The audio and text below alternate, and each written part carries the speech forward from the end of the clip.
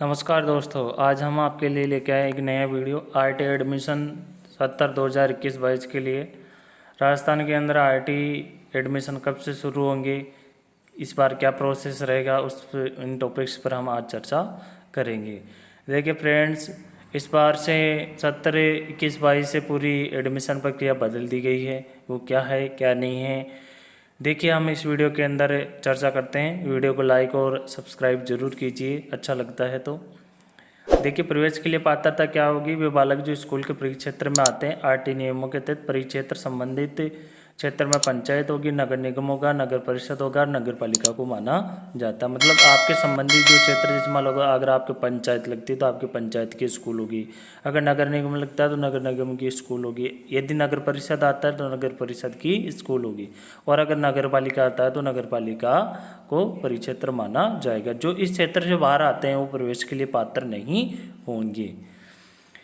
अगला अपना जो रूल आता है वो दोस्तों ये है कि ऐसे बालक जो दुर्लभ वर्ग में आते हैं, दुर्लभ वर्ग की कैटेगरी में किसे रखा गया है, मतलब वे अभिभावक जिनकी वार्षिक आय 2.5 लाख से या तो 2.5 लाख हो या उससे कम हो, उनको क्या बोला गया है, दुर्लभ वर्ग बोला गया है। जिन अभिभावकों की वार्षिक आय 2.5 लाख रुपए से तक है या फिर उससे कम है। और असुविधागर जो बालक है उसके अंदर कौन आते हैं, SC/ST कैटेगरी, अनाथ बालक, BPL, और जो HIV से ग्रसित जो बालक है वो इस श्रेणी के अंतर्गत आते हैं और वो RT में पात्रता रखते हैं। मतलब RT में प्रवेश के लिए ये बालक पात्र है। RT में बच्चे का प्रवेश कौन सी कक्षा में होता है। RT में प्रवेश केवल प्रथम क्लास के अंदर होगा। पहले नर्सरी के अंदर भी होता था, LKG में भी होता था, लेकिन गवर्नमेंट ने, राजस्थान सरकार ने इस बार से 21-22 से केवल फर्स्ट क्लास, जो पिछला सेशन था उसमें ही ये रूल कर दिया था कि केवल फर्स्ट क्लास से ही एडमिशन होंगे। और बच्चे की उम्र 31 मार्च 2021 तक 5 वर्ष या फिर उससे ज़्यादा परंतु 7 वर्ष से कम होनी चाहिए। जी हाँ दोस्तों, 5 वर्ष होनी चाहिए या फिर उससे ज़्यादा हो सकती है, लेकिन 7 वर्ष से कम होनी चाहिए। ये जो एज 31 मार्च 2021 तक गणना की जाएगी। और 31 मार्च 2021 तक यदि आपका बच्चा 5 वर्ष का नहीं होता है तो उसको RT में प्रवेश नहीं मिलेगा। और यदि 7 वर्ष से ज़्यादा हो जाता है तो भी RT में एडमिशन नहीं दिया जाएगा। जी हाँ दोस्तों, अब देखिए नेक्स्ट हमारा जो है पात्रता रखने के लिए जो नियम है कि RT पोर्टल से संबंधित सूचनाएं, जैसे मान लो RT में एडमिशन शुरू हो जाएंगे और आप सूचनाएं अपलोड कर दोगे, और अपलोड करने के बाद में आपको मोबाइल नंबर पर एक एप्लीकेशन ID और पासवर्ड आपको SMS द्वारा प्राप्त होंगे, और जिन्हें आप सुरक्षित रखना। आप अधिकतम 5 स्कूल के अंदर मतलब फॉर्म आवेदन कर सकते हो। आवेदन के समय ही आपको सभी आवश्यक दस्तावेज स्कैन करके अपलोड करने होंगे। पहले तो क्या होता था कि जो मतलब दस्तावेज थे वो स्कूल में जमा होते थे, लेकिन इस बार से 21-22 से क्या होगा कि आवेदन के समय ही आपको सारे दस्तावेज आपको अपलोड करके, स्कैन करके वहाँ पर पोर्टल के ऊपर अपलोड करने होंगे। अब देखिए दस्तावेज क्या क्या है। बालक की फ़ोटो, पासपोर्ट साइज, बालक का जन्म प्रमाण पत्र होना चाहिए, बालक का आधार कार्ड होना चाहिए या फिर आधार कार्ड पंजीयन की रसीद आपके पास होनी चाहिए। अभिभावकों की जो अब डॉक्यूमेंट्स की बात करते हो तो अभिभावक का आधार कार्ड या मूल निवास प्रमाण पत्र होना चाहिए या फिर बिजली का बिल हो सकता है। ये जो है निवास स्थान की मतलब उसको प्रमाणित करेगा। अभिभावक का आय प्रमाण पत्र होना चाहिए। अभिभावक का आय प्रमाण पत्र 2.5 लाख से कम आय का होना चाहिए। और SC/ST के लिए आय प्रमाण पत्र की आवश्यकता नहीं होती है। जो बालक SC/ST कैटेगरी में आते हैं, HIV में आते हैं और जो BPL कैटेगरी में आते हैं उनको आय प्रमाण पत्र बनवाने की आवश्यकता नहीं होती है। अब देखो ये सभी डॉक्यूमेंट्स आय प्रमाण पत्र है, इसका फॉर्मेट मैंने आगे वीडियो के लास्ट में डाला है, आप देख लीजिए। ये वीडियो जो है उसके लास्ट में आपको आय प्रमाण पत्र का फॉर्मेट मिलेगा। जो आय प्रमाण पत्र वो 4 पेज का आपको मित्र से खरीदना है, जिसके अंदर नोटरी की सील लगी हुई होनी चाहिए। उसके बाद में आप गजेटेड ऑफिसर से साइन करवाओगे। उसके अंदर एक सरपंच हो सकता है आपके एरिया का और एक गवर्नमेंट टीचर हो सकता है, जैसे कि कोई प्रिंसिपल हो जिसके मतलब साइन गजेटेड या फिर उसके साइन मान्य हो। और बिजली का बिल, मूल निवास प्रमाण पत्र या आधार कार्ड, इन तीनों में से एक निवास के लिए होना ज़रूरी है। यदि आप ये डॉक्यूमेंट्स वहाँ स्कैन करके अपलोड नहीं करोगे तो आपके बच्चे का एडमिशन नहीं हो पाएगा। और सारे दस्तावेज आपको एडमिशन के समय में जब फॉर्म भरोगे उस समय ही आपको अपने पास रखने ज़रूरी है। दोस्तों फॉर्म भरने के बाद में फाइनल लॉक से पहले आप आवेदन फॉर्म में सुधार कर सकते हो। मतलब जब भी आप फाइनल लॉक करोगे उससे पहले आप करेक्शन कर सकते हो, उसके बाद में करेक्शन नहीं कर सकते। लॉटरी द्वारा आवेदन किए गए बालकों को वरीयता क्रमांक दिया जाता, मतलब सभी को वरीयता क्रमांक दिया जाएगा। और उसके बाद में आप वरीयता क्रमांक के आधार पर 5 में से एक ही स्कूल में ऑनलाइन रिपोर्टिंग कर सकते हो। एक ही स्कूल आप चुन सकते हो, 5 नहीं चुन सकते हैं।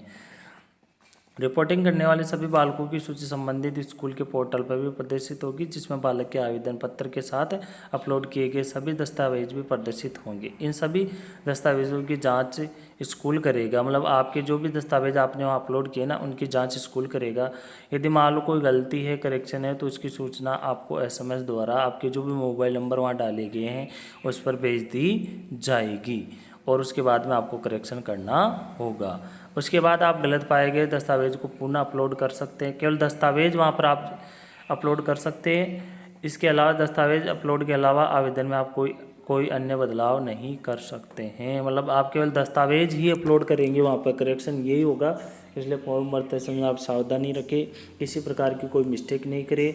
और एडमिशन होने के बाद में RT के बच्चों के अंदर 8 साल तक आप कोई भी बदलाव नहीं कर सकते हो। और अगर बदलाव होता है, बीच बीच में पोर्टल को खोला जाता है राजस्थान सरकार द्वारा, तो आप उसका ध्यान रखें।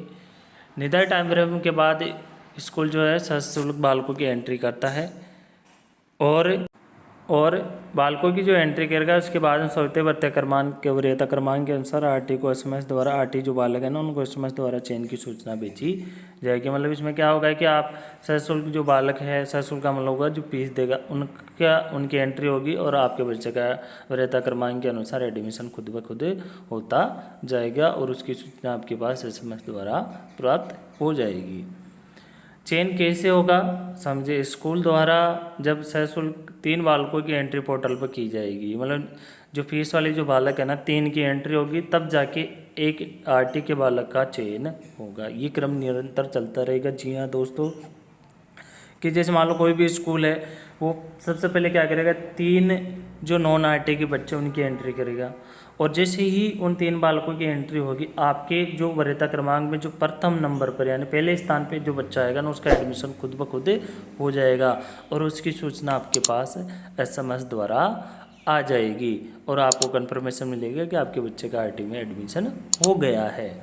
संबंधित जो बालक है ना उसको चयन की सूचना SMS द्वारा आपको मिल ही जाएगी और RT पोर्टल पर आवेदन क्रमांक के माध्यम से आप लॉगिन करके, मतलब आपको लॉगिन करना है। I accept to join as RT student in the allotted school, yes. और अगर आप नहीं चुनना चाहते हो तो नो करके आप विड्रॉ माई एप्लीकेशन का ऑप्शन चुनना है। मतलब आपको जैसे मान लो सूचना मिल गई कि आपके बच्चे का एडमिशन कंफर्म हो गया, फिर आपको क्या करना है, लॉगिन ID और पासवर्ड से आपको लॉगिन करना है और वहाँ आपके सामने एक ऑप्शन ऐसा आएगा कि I accept to join RT admission. जो भी स्कूल है उसमें ये ऑप्शन आएगा आपको, मतलब जब आप लॉगिन ID ऑनलाइन आप अपने मोबाइल के अंदर लॉगिन करके लॉगिन ID और पासवर्ड डालोगे तो वहाँ आपका जो फॉर्म भरा वहाँ पे ये ऑप्शन मतलब आपके सामने शो होंगे। उसमें से आपको येस या नो आपको चूज करना, उसके बाद में आपका एडमिशन कन्फर्म होगा। अगर आप ये प्रक्रिया नहीं करते हो तो आपका एडमिशन शायद ना हो। अब देखिए बालक द्वारा ये स्टेप पर क्लिक करने के बाद में उस बालक का चयनित स्कूल में हो जाएगा। उसके बाद में आपका आवेदन पत्र और अपलोड किए गए दस्तावेज की हार्ड कॉपी स्कूल में जमा करवानी होगी। जी हाँ दोस्तों, आप स्कैन करोगे, स्कैन में जो भी डॉक्यूमेंट्स वहाँ अपलोड किए हो वो सारे डॉक्यूमेंट्स आपको स्कूल में जमा करवाने पड़ेंगे और जो आवेदन फॉर्म है वो भी आपको स्कूल में जमा करवाना पड़ेगा, तभी आपका आगे का जो एडमिशन वो कंफर्म होगा। वो जो भी थी प्रक्रियाएँ वो सारी ऑनलाइन थी। ऑनलाइन प्रक्रिया होने के बाद में हार्ड कॉपी भी आपको स्कूल में जमा करवानी ज़रूरी है। यदि आप नहीं जमा करवाते तो हो सकता है कि आपका एडमिशन निरस्त कर दिया जाए। यदि बालक द्वारा येस और नो टैब दोनों ही ऑप्शन में से किसी भी ऑप्शन का चयन नहीं किया जाता तो निर्धारित समय के बाद में उस बालक का प्रवेश निर्धारित कर दिया जाएगा। यदि मान लो आप येस या नो में से कोई भी टैब अगर चूज नहीं करते हो तो निर्धारित समय होता है, उसके बाद में आपका एडमिशन निरस्त हो जाएगा। तो आपको डेट का विशेष तौर पे ध्यान रखना। यदि आप डेट का विशेष तौर पे ध्यान नहीं रखते हो तो आपका जो समय निकल जाएगा, समय निकलने के बाद में आपका प्रवेश जो एडमिशन है वो ऑटोमेटिकली खुद ही क्या होगा, निरस्त हो जाएगा। और जो अगला बालक है ना उसका चयन कर लिया जाएगा। और उसके चयन में भी यही प्रोसेस होगा, उसके पास मैसेज जाएगा और वही I accept to RT admission का ऑप्शन आएगा उसके फॉर्म पर। और यदि वो भी बच्चा अगर येस और नो दोनों में से टाइप का चेंज नहीं करता तो फिर वो अगले बालक के पास एसएमएस जाएगा। तो बाकी ऐसा होता नहीं है, कभी कभार कई जो पेरेंट्स होते हैं वो ऐसा नहीं करते हैं तो उनका एडमिशन निरस्त हो जाता है। तो अभिभावक निःशुल्क प्रवेश प्रमाण पत्र भी आपको दिया जाएगा, उसका फॉर्मेट ये है। जो जिला शिक्षा अधिकारी है ना उसके द्वारा ये प्रमाण पत्र आपको जारी किया जाएगा। जैसे आपके बच्चे का एडमिशन हो जाएगा तो इस प्रकार का फॉर्मेट आपको मिलेगा। और ये पेरेंट्स आपका जो आय प्रमाण पत्र उसका फॉर्मेट है, आपको इस प्रकार का 4 पेज का आय प्रमाण पत्र खरीदना है और उसके अंदर 2 फोटोज लगेगी, उन दोनों पासपोर्ट साइज फोटो चिपका कर आप नोटरी द्वारा अटेस्टेड आपको लेना है।